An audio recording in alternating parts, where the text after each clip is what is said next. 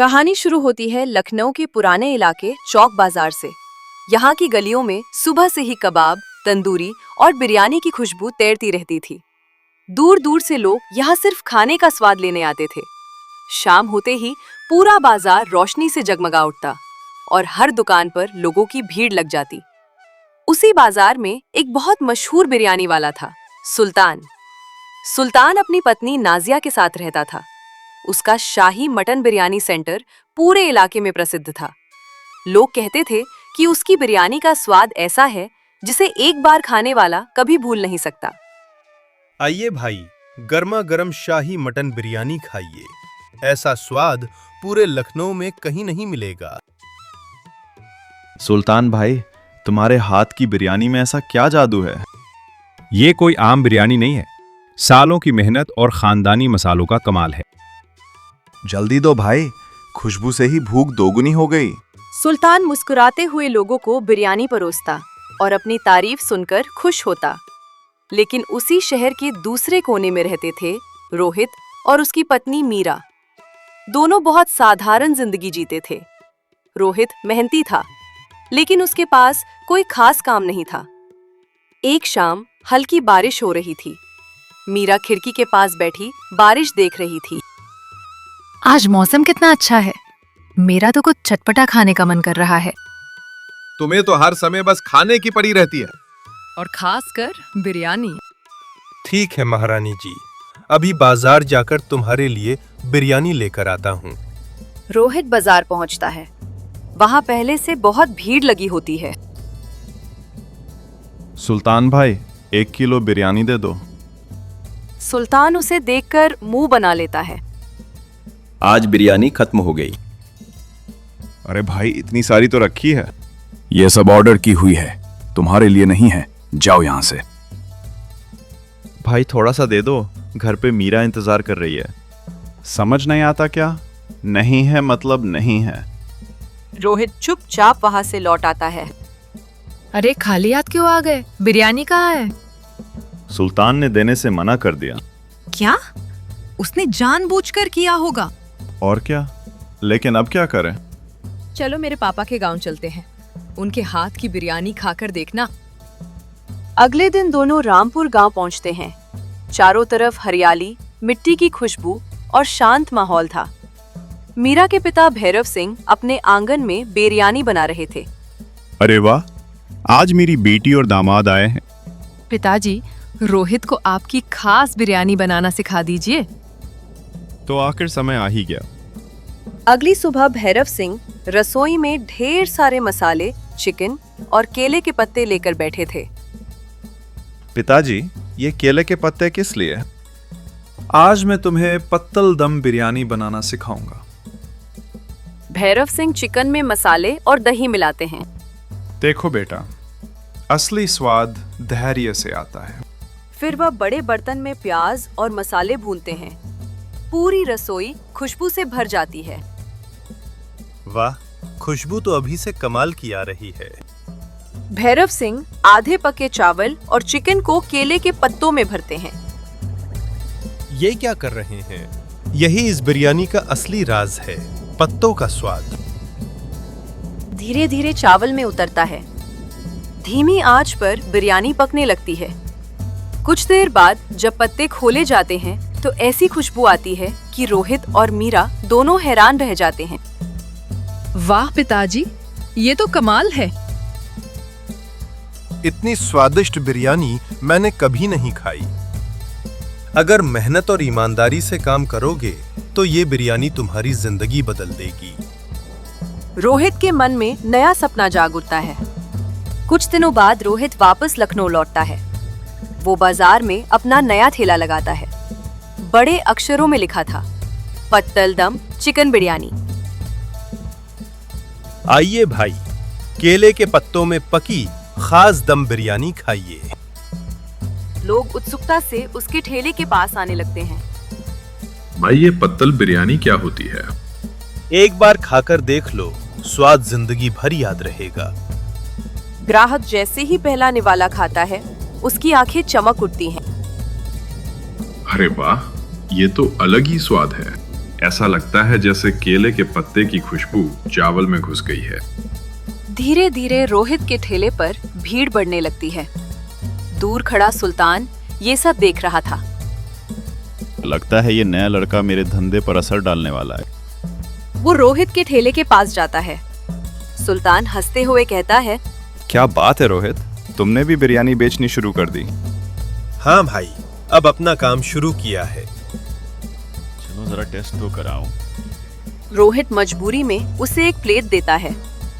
सुल्तान बिरयानी खाकर कुछ पल चुप हो जाता है। ठीक है, लेकिन मेरी शाही मटन बिरयानी के सामने कुछ नहीं। मुझे किसी से मुकाबला नहीं करना, मैं बस मेहनत कर रहा हूँ। कुछ दिनों में पूरा बाजार रोहित की पत्तल बिरयानी की चर्चा करने लगा। भाई, अब तो हम वही पत्तल बिरयानी खाएंगे। सुल्तान की बिरयानी अब फीकी लगती है। ये सुनकर सुल्तान के मन में जलन बढ़ने लगती है। धीरे धीरे पूरा चौक बाजार बदलने लगा। जहाँ पहले लोग सुल्तान की शाही मटन बिरयानी के सामने लाइन लगाते थे, अब वही भीड़ रोहित के पत्तल दम चिकन बिरयानी ठेले पर दिखाई देती थी। सुबह से शाम तक रोहित के ठेले पर लोगों की भीड़ लगी रहती। रोहित भाई, एक प्लेट एक्स्ट्रा मसालेदार देना। भाई, केले के पत्ते की खुशबू तो कमाल कर रही है। मेरे लिए 2 प्लेट पैक कर दो, घर वाले भी खाने वाले हैं। रोहित मुस्कुराते हुए सबको बिरयानी परोस रहा था। दूर खड़ा सुल्तान यह सब देख रहा था। उसके चेहरे पर गुस्सा साफ दिखाई दे रहा था। रात को सुल्तान चुपचाप बैठा था। उसकी पत्नी नाजिया पानी लेकर आती है। क्या हुआ? आजकल इतने परेशान क्यों रहते हो? सब उस रोहित की वजह से हुआ है। अरे वो तो मेहनत कर रहा है, इसमें परेशानी की क्या बात है? तुम नहीं समझोगी। पहले पूरा बाजार मेरा था, अब लोग उसकी बिरयानी की तारीफ करते नहीं थकते। अगर उसकी बिरयानी अच्छी है तो तुम भी कुछ नया बनाओ। मुझे उससे सीखने की जरूरत नहीं। लेकिन अंदर ही अंदर सुल्तान समझ चुका था कि रोहित की बिरयानी में कुछ अलग बात जरूर है। अगले दिन सुल्तान रोहित के ठेले पर पहुंचता है। रोहित भाई, जरा इधर आना। हाँ भाई, बोलो। ये बताओ, तुम्हारी बिरयानी में ऐसा क्या खास है? बस मेहनत और प्यार। अरे मजाक मत करो, कोई तो राज होगा। हर बिरयानी वाले का अपना तरीका होता है भाई। ये सुनते ही सुल्तान का चेहरा उतर जाता है और वहां से चला आता है। उस रात सुल्तान देर तक सोचता रहा। ये ऐसे नहीं बताएगा, कुछ और करना पड़ेगा। अगले दिन सुबह सुबह रोहित बाजार जाने की तैयारी कर रहा था। मीरा रसोई में बिरयानी पैक कर रही थी। तभी बाहर से आवाज आती है, रोहित भाई, जरा बाहर आओ। रोहित जल्दी से बाहर चला जाता है, लेकिन बाहर कोई नहीं था। उसी समय पीछे से चुपके से सुल्तान घर के अंदर घुस जाता है और वह जल्दी जल्दी बिरयानी के मसालों में ज्यादा नमक और मिर्च मिला देता है। फिर चुपचाप वहां से भाग जाता है। कुछ देर बाद रोहित अपना ठेला लगाता है। लोग हमेशा की तरह भीड़ लगाकर खड़े हो जाते हैं। भाई जल्दी दो, सुबह से इंतजार कर रहे हैं। रोहित मुस्कुराकर बिरयानी परोसता है, लेकिन जैसे ही लोग खाना शुरू करते हैं, उनके चेहरे बदल जाते हैं। अरे ये क्या, आज तो बहुत ज्यादा नमक है और मिर्च भी इतनी है कि बिरयानी खाई नहीं जा रही। रोहित हैरान रह जाता है। ऐसा कैसे हो सकता है? आज पहली बार तुम्हारी बिरयानी खराब लगी। उसके बाद धीरे धीरे लोग वहां से जाने लगते हैं। रोहित बहुत उदास हो जाता है। शाम को जब रोहित अपना ठेला वापस ला रहा था, तभी रास्ते में सुल्तान मिल जाता है। क्या हुआ रोहित भाई? आज ग्राहक नाराज लग रहे थे। रोहित अचानक रुक जाता है। ये सब तुमने किया है ना? मैं? अरे मैं क्यों करूंगा? क्योंकि आज सुबह किसी ने मुझे बाहर बुलाया था और मैं जैसे बाहर गया तभी तुमने कुछ किया होगा। अगर मुझसे मुकाबला करोगे तो ऐसा ही होगा। ये सुनते ही रोहित को बहुत गुस्सा आता है, लेकिन वो बिना कुछ बोले वहां से चला जाता है। घर पहुंचकर रोहित गुस्से में सब बताता है। अब मैं उसे सबक सिखा कर रहूंगा। मीरा शांत होकर उसकी बात सुनती है। अगर तुम भी वही करोगे जो उसने किया तो फर्क क्या रह जाएगा? लेकिन उसने मेरा नुकसान किया है। गलती का जवाब गलती से नहीं देते, दिमाग से देंगे। रोहित चुप हो जाता है। अगली सुबह मीरा के पिता भैरव सिंह शहर आते हैं। कैसा चल रहा है धंधा? रोहित सब कुछ बता देता है। भैरव सिंह कुछ देर शांत रहते हैं, फिर धीरे से कहते हैं, बेटा, असली जीत बदला लेने में नहीं, दिल जीतने में होती है। लेकिन वह हमेशा मुझे परेशान करेगा।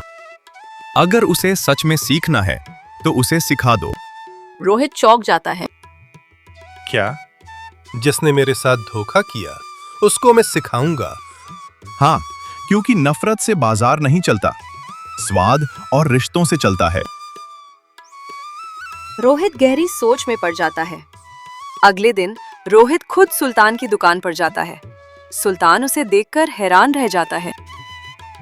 तुम यहाँ क्यों आए हो? तुम्हें पत्तल बिरयानी बनाना सीखना है ना? सुल्तान चुप क्यों हो गया? बोलो। मैं तुम्हें सिखाने आया हूं। इतनी आसानी से? कैसे? गलती हर इंसान से होती है। सुल्तान पहली बार शर्मिंदा महसूस करता है। रोहित उसे पूरी रेसिपी सिखाने लगता है। देखो, केले के पत्ते को सीधे मसालों में नहीं डालते। पहले बिरयानी को आधा पकाओ, फिर पत्तों में लपेटकर धीमी आंच पर दम दो। ओह, इसलिए स्वाद अलग आता है। रोहित मुस्कुराता है। नई शुरुआत। कुछ दिनों बाद बाजार में 2 नए बोर्ड दिखाई देते हैं। रोहित की पत्तल दम चिकन बिरयानी और सुल्तान की पत्तल दम मटन बिरयानी। अब दोनों की दुकानों पर भीड़ लगने लगी। एक दिन दोनों साथ खड़े होकर ग्राहकों को बिरयानी परोस रहे थे। वाह, अब तो पूरे बाजार की किस्मत बदल रही। सुल्तान मुस्कुराकर रोहित की तरफ देखता है। अगर उस दिन तुम मुझे माफ नहीं करते तो शायद मैं सब कुछ खो देता। और अगर आपने मुझे बिरयानी देने से मना नहीं किया होता तो शायद मैं अपना सपना कभी शुरू ही नहीं करता। दोनों हंस पड़ते हैं और उसी दिन से चौक बाजार सिर्फ खाने के लिए नहीं बल्कि दोस्ती और मेहनत की मिसाल के लिए भी मशहूर हो गया।